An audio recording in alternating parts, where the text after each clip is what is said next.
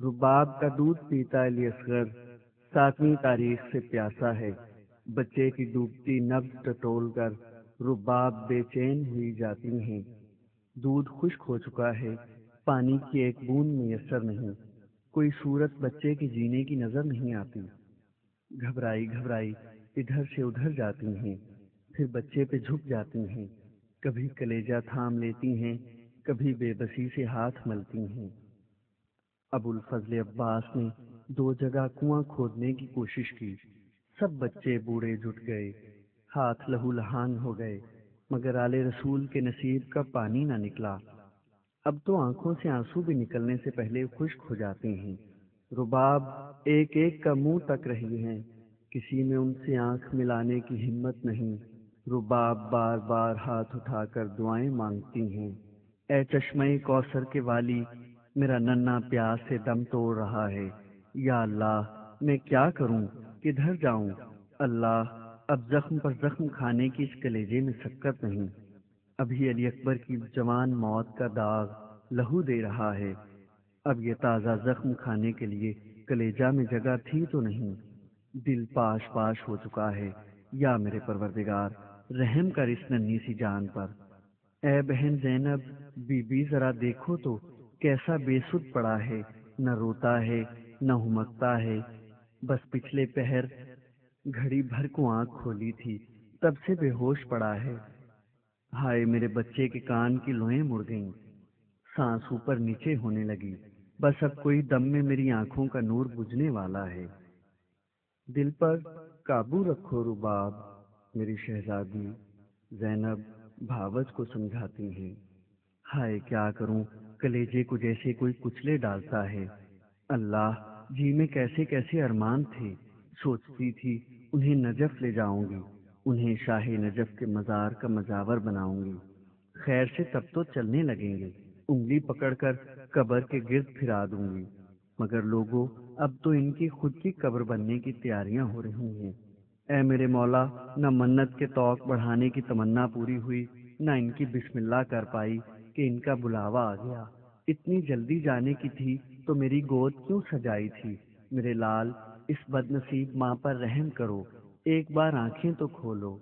زینب بنت علی نے جب سے علی اکبر کو خون میں ڈوبا ہوا دیکھا تھا، نہ جانے غم و اندوا کی کس دنیا میں کھوئی ہوئی تھی۔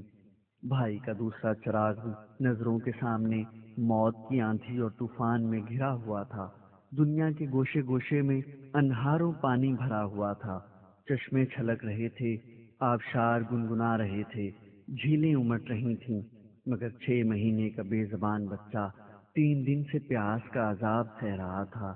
بچے کی انگلیاں اینٹ کر سخت ہو گئی تھیں، ننھے ننھے ہاتھوں میں مٹھیاں باندھنے کی بھی سکت نہ رہی تھی، منہ میں انگوٹھا لیا مگر چوسنے کی طاقت سلب ہو چکی تھی۔ ان کے پاس بھاوج کو سمجھانے کے الفاظ کا سارا ذخیرہ ختم ہو چکا تھا۔ جس کا صبر و قرار پہلے ہی لٹ چکا ہو، وہ کسی کو صبر کی تلقین کرنے کے لیے پتھر کا جگر کہاں سے لائے؟ یہی ہماری تقدیر ہے رباب، دیکھو تو میرے بچے کی پتلیاں پھری جاتی ہیں۔ رباب کبھی بچے کے ننھے ننھے ہاتھ پیر چومتی، کبھی دامن سے ہوا دیتی، کبھی ایک ایک کا منہ تکتی۔ سکینہ اپنی پیاس بھول کر بار بار بھیا کے پاس آتی، تالیاں بجاتی۔ میرا بھیا ہنستا بھی نہیں، آنکھیں تو کھول دو میرے شہزادے، بولتے کیوں نہیں؟ کیا ہم سے خفا ہو؟ دیکھو تو تمہاری وجہ سے امی کیسی پریشان ہو رہی ہیں۔ اللہ تم تو ہماری طرف دیکھتے بھی نہیں۔ پیاس لگی ہے چندا، چچا جان پانی لینے گئے ہیں، ابھی ڈھیر سا پانی لائیں گے، ہم اپنے بیرن کو خوب پانی پلائیں گے۔ امی جان بھیا کو کیا ہو رہا ہے؟ سکینہ کی فریاد سن کر سب پالنے کے پاس جمع ہو گئے، کوئی تکیا پر ڈھکا ہوا سر درست کرتا، کوئی اکڑے ہوئے پیر سیدھے کرتا، سب آیات قرآنی پڑھ پڑھ کر پھونکنے لگے۔ آخر فیصلہ ہوا کہ امام کو بلایا جائے، ذرا آ کر ایک نظر تو دیکھیں۔ ابھی علی اکبر کا لاشا لے کر مقتل کی طرف گئے ہیں، زیادہ دور نہیں گئے ہوں گے، راستے ہی میں ہوں گے۔ امام نے جو خیمے سے پکار سنی تو علی اکبر کی لاش اسی مقام پر رکھ دی جہاں انہیں شہید کیا گیا تھا، اور تیز قدم بھاگتے خیمے میں پہنچے۔ ابھی جوان بیٹے کا خون ہاتھوں پر خشک نہ ہوا تھا کہ دودھ پیتے علی اصغر پر نزاع کا عالم طاری ہو گیا۔ زینب نے لپک کر بھائی کو سہارا دیا، ہاتھ پکڑ کر بچے کے پالنے کے پاس لائیں، اس کے اکڑے ہوئے ہاتھ پاؤں دکھائے۔ امام سمجھ گئے کہ علی اصغر بس کوئی دم کے مہمان ہیں، سانس بس کچھ یوں ہی سی چل رہی ہے۔ تھوڑی دیر اپنے معصوم فرزند کو حسرت سے تکتے رہے، پھر نہ جانے کیا خیال آیا، جھک کر کان میں کچھ کہا۔ بچے نے موت کی کشمکش پر دم بھر کے لیے فتح پا لی، بڑی کوشش سے آنکھیں کھولیں اور مسکرا کر گود میں جانے کے لیے امام کی طرف ہاتھ پھیلا دیے۔ امام نے بچہ کو اپنے تھکے ہارے سینے سے لگا کر آنکھیں بند کر لیں۔ سکینہ خوشی سے تالیاں بجانے لگیں۔ آہا جی بابا نے بھیا کو ہنسا دیا۔ امی جان، بھیا نے ہنس کر آنکھیں بھی کھول دیں اور ہمک کر بابا کی گود میں چلے گئے۔ بانوں کے دم میں دم آیا، ایک دم آنسو پونچھ کر ہنس پڑی۔ توبہ، میں بھی کیسی وہمی ہوں، اللہ تیرا لاکھ لاکھ شکر۔ بی بی دیکھو تو اپنے بابا کو دیکھ کر کیا مزے سے ہنس پڑے، جیسے بس وہی تو ان کے سب کچھ ہیں، ہم بیچارے کچھ بھی نہیں۔ اور سب بھی ان کی ہنسی دیکھ کر ہنسنے لگے۔ زینب بھی اپنی مسکراہٹ نہ روک سکی، پھر جھک کر بھتیجے کی پیشانی چومی اور امام سے پوچھا، بھائی اپنے بچے کے کان میں ایسی کیا بات کہہ دی کہ یہ دوبارہ جی اٹھا؟ کچھ نہیں زینب، ہم نے تو ان سے بس اتنا ہی پوچھا، بیٹے علی اکبر کے پاس چلو گے؟ یہ علی اکبر سے بہت ہلے ہوئے تھے، شوق ملاقات کی خوشی میں ہنس پڑے اور ہمارے پاس آ گئے کہ انہیں بھی ان کے پاس پہنچا دیں۔ رباب بولی، تو لے جائیے، شاید ظالموں کو ان کی کم عمری دیکھ کر ترس آ جائے اور انہیں پانی پلا دیں۔ دیکھو ان کے پاس لے کر تو جاتا ہوں، چلو ان کی خاطر پانی کی بھیک بھی مانگ لیں گے، آگے ان کی قسمت پانی دیتے ہیں یہ موت۔ رباب موت کا نام سن کر لرز اٹھی، بولی، میں باز آئی ایسے پانی سے، لائیے صاحب میرا بچہ مجھے دے دیجیے۔ موت سے اتنا بچا رہی ہو انہیں، اگر پالنے ہی میں موت آ گئی تو تم کیا کرو گی؟ رباب کے پھیلے ہوئے ہاتھ بے کسی سے نیچے گر گئے اور سر جھکا کر رونے لگے۔ رباب، علی اصغر کی عمر کو تھوڑی دیر کے لیے بھول جاؤ اور دیکھو کیا یہ بھی ایک مجاہد نہیں؟ فرق اتنا ہے کہ اوروں کے ہاتھ میں برچھیاں اور بھالے ہیں، زہر میں بجھے تیر ہیں، وزنی گرز ہیں، اور ان کے ننھے ننھے ہاتھ خالی ہیں۔ ان کا واحد ہتھیار ان کی معصومیت ہے۔ ہم سب اپنے اپنے مورچے پر لڑ رہے ہیں، یہ بھی کس شان سے اپنا مورچہ سنبھالے ہوئے ہیں۔ آج جہاد کے لیے عمر کی قید اٹھ گئی ہے، اس ننھے سپاہی کو بھی میدان جنگ میں جا کر اپنے اسلحہ کی بانگی دکھانے دو۔ کون جانے جہاں ہمارے ہتھیار مجبور ہو گئے ان کی معصومیت اور کم سنی فتح یاب ہو جائے۔ اس کے علاوہ میں ان ظالموں کو کوئی بہانہ نہیں دینا چاہتا۔ اگر علی اصغر نے پیاس کے مارے اپنے پالنے میں دم توڑ دیا تو دشمن کو یہ کہنے کی آڑ مل جائے گی کہ انہیں پتہ نہ چلا۔ اگر بچے کے لیے پانی چاہیے تھا اور ہم اسے اپنی آنکھوں سے مرتا دیکھتے تو ضرور پانی دے دیتے۔ امام نے اپنی ضد میں ہمیں شکی القلبی کا الزام دینے کے لیے بچے کو پیاسا مار ڈالا، ہمیں پتہ بھی نہ ہونے دیا۔ اس لیے اور بھی انہیں لے جانا چاہتا ہوں کہ آخر وہ لوگ بھی انسان ہیں، میرے نانا رسول خدا کی امت ہیں۔ میں کیوں کر یقین کر لوں کہ وہ پیاسے بچے پر رحم کھانے کی صلاحیت کھو چکے ہیں؟ ویسے اب انہیں پانی ملا بھی تو حلق سے اترنے سے پہلے ہی شاید دم توڑ دیں۔ موت تو ہر طرح آنی ہے، اس پالنے کی بجائے مقتل میں بھی آئے گی، کیا فرق پڑے گا؟ ویسے تمہاری جو مرضی، تم اس کی ماں ہو۔ لے جائیے سرتاج، لے جائیے میرے ننھے سپاہی کو، مگر ذرا ٹھہریے، میں اس کے کپڑے بدل دوں۔ سالگرہ کے خیال سے میں نے گلابی کرتا بنایا تھا، اب سالگرہ کا کیا بھروسہ، سال بھرنا نصیب ہو کہ نہ ہو، پہن لیں یہی بہت ہے۔ رباب نے علی اصغر کو کرتا پہنایا، نہ جانے دل کی کیا حالت تھی، جلدی جلدی ریشمی زلفوں میں کنگھی کی، آنکھوں میں سرما ڈالا، پھر ان کا سرد مرجھایا ہوا ہاتھ ان کے ماتھے سے لگا کر بولی، لوگو ہمارا بیٹا سلام کر رہا ہے۔ سب نے درازی عمر کی دعائیں دیں، بلائیں لے کر انہیں رخصت کیا۔ امام خیمے کے دروازے تک گئے تھے کہ رباب نے دوڑ کر ایک چادر بچے پر ڈال دی، میرا بچہ دھوپ میں کملا جائے گا، جاؤ چندا، 6 مہینے کا دودھ میں نے بخشا، یا اللہ میرا لال پھر زندہ میری گود میں آئے گا کہ نہیں، سنبھال کے لے جائیے گا میرے آقا، میں اپنا بچہ آپ سے لوں گی۔ امام بیٹے کو ہاتھوں پر لے کر چلے، ساتھ ساتھ موت گود پسارے چل رہی تھی۔ دل میں سوچ رہے تھے، میں نے تو آج تک جو کچھ بھی مانگا خدا سے مانگا، پانی کے لیے ہاتھ کیسے پھیلاؤں گا، پانی کے لیے التجا کی ہمت کہاں سے لاؤں گا، میری تو زبان ہی نہ کھلے گی، اور زبان کھل بھی گئی تو وہ کب سننے والے ہیں۔ ایک ننھی سی آس کی ڈوری لگی ہے، وہ بھی ٹوٹ جائے گی، میری بات بھی جائے گی اور بچے کی جان بھی۔ جب دشمن کی فوج کی طرف چلے تو خودداری زبان بند کر رہی تھی، غیرت سے پیروں میں لرزش تھی، سر جھکا ہوا تھا۔ غنیم کی فوج نے امام کو آتے دیکھا تو طرح طرح کی قیاس آرائیاں ہونے لگیں۔ کسی نے پوچھا، امام کے ہاتھوں میں کیا ہے؟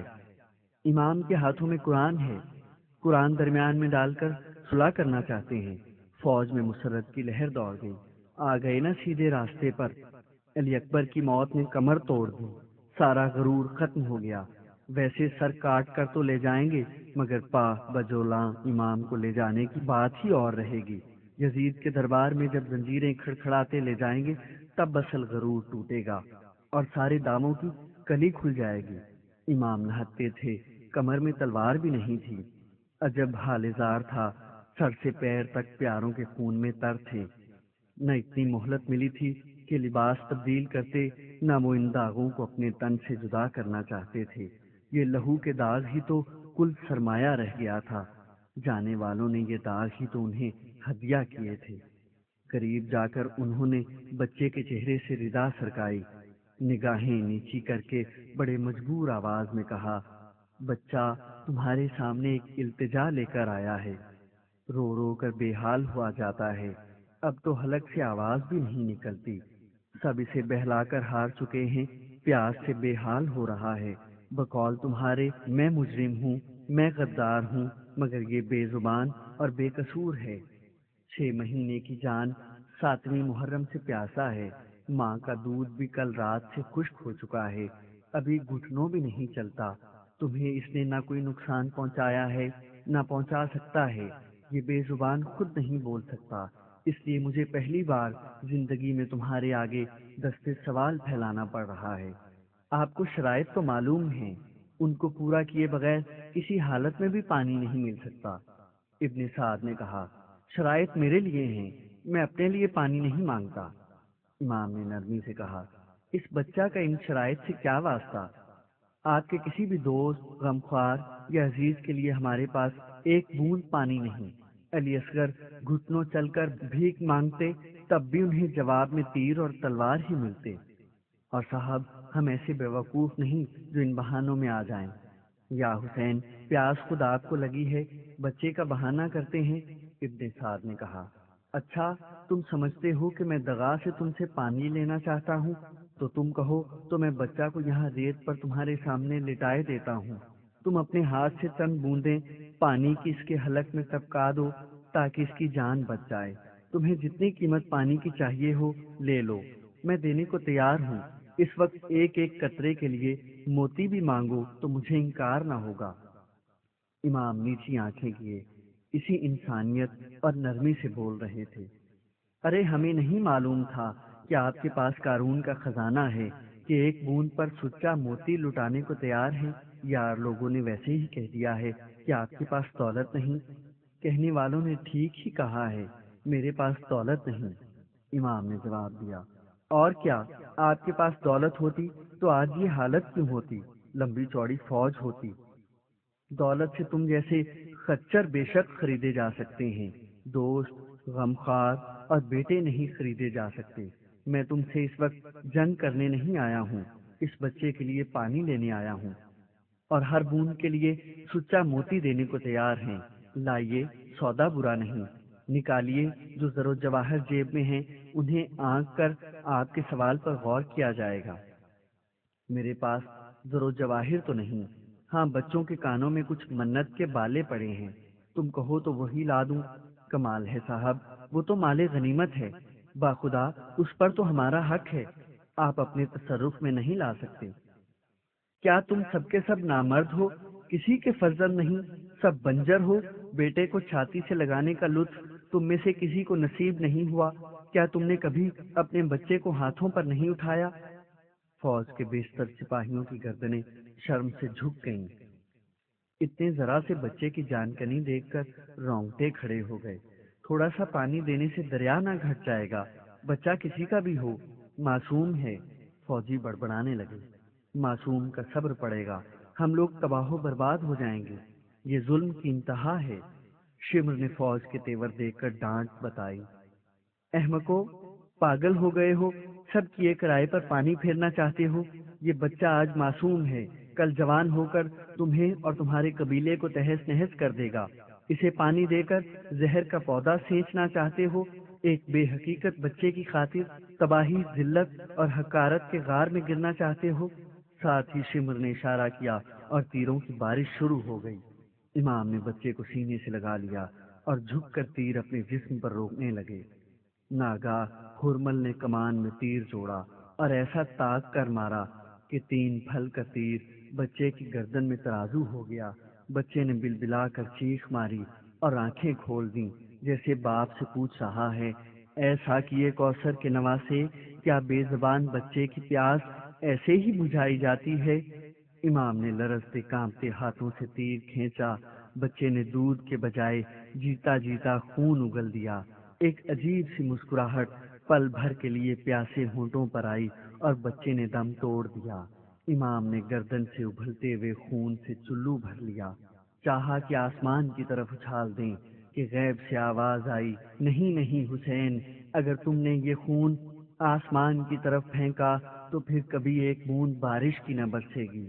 امام نے چاہا بیٹے کا خون زمین پر گرا دیں کہ پھر وہی آواز سنائی دی، خبردار حسین، اس خون کا ایک قطرہ بھی زمین پر گرا تو پھر اس زمین پر اناج کا ایک دانہ بھی نہ اگے گا۔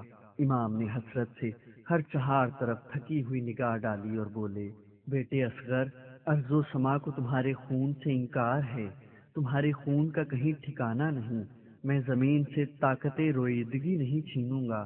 یہ کہہ کر خون اپنے چہرے پر مل لیا۔ امام حسین ابن علی 6 ماہ کے شہید بیٹے کی لاش ہاتھوں میں لیے سوچ رہے تھے، علی اصغر، میری جان، اب تمہاری ماں تمہیں مجھ سے مانگیں گی تو کیا جواب دوں گا؟ تمہاری لاش کس دل سے اس کی اجڑی گود میں ڈالوں گا؟ اتنے میں فضہ خیمے سے نکلی، انہیں پکار کر امام نے کہا، لو فضہ، علی اصغر کی پیاس بجھ گئی، ان کی ماں سے جا کے کہہ دو بڑی گہری نیند سوئے ہیں، اب روزے محشر جاگیں گے۔ یہ کہہ کر بچے کی لاش جوان سال علی اکبر کی آغوش میں لٹا دی، ان کا ہاتھ اس کے سینے پر رکھ دیا۔ لو بیٹے، ہم نے اپنا وعدہ پورا کر دیا، تمہیں بڑے بھائی کے پاس پہنچا دیا۔ علی اکبر، ننھے سے بھیا کو سنبھالو، ہم بھی آتے ہیں۔ تھوڑی دیر تک خون بار آنکھوں سے اپنی زندگی بھر کی کمائی کو دیکھتے رہے۔ یکا یک جلال سے چہرہ سرخ ہو گیا، جھکی ہوئی کمر سیدھی ہو گئی، آسمان کی طرف ہاتھ اٹھا کر کہا، اے رب العزت، تو دیکھ رہا ہے؟ اتنے سے بچے کی لاش کو دھوپ میں چھوڑنے پر دل نہ تیار ہوا۔ علی اکبر کی کمر سے خنجر نکال کر ننھی سی قبر کھودی